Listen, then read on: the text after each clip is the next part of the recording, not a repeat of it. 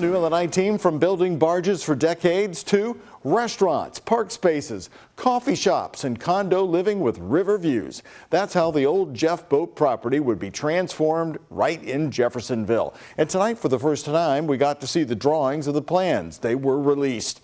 WHS 11 Night Team's Taylor Woods and photojournalist Elijah McKenzie are talking to eager residents. It's amazing. I'm actually very excited. The future of Jeffersonville's prime waterfront land is tremendous. Residents have been waiting for the designs for the abandoned Jeffboat shipbuilding site. After several meetings for the public to weigh in, take a look. Here's what Phase 1 will look like over the next 10 years. An opportunity to capture the riverboat cruise industry that's coming along the Ohio River today.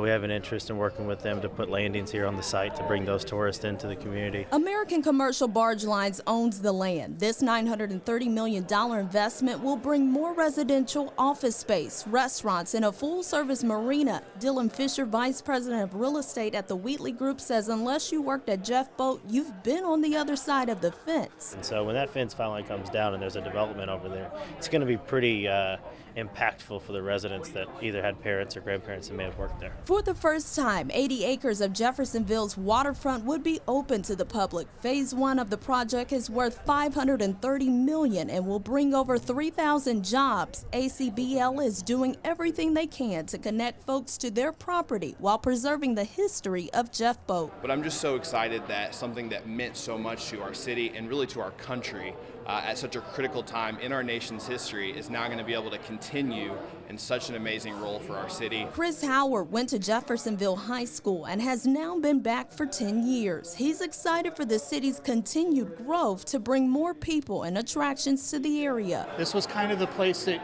you moved away from, but now, honestly, I think this is going to attract a lot of people. Although in the beginning of the introduction of this project, Howard had tons of questions regarding pollution, but those questions have now been answered. There had been some concerns about environmental damage and that sort of thing, but as far as I can tell, and as what's been presented here, that really isn't a concern anymore.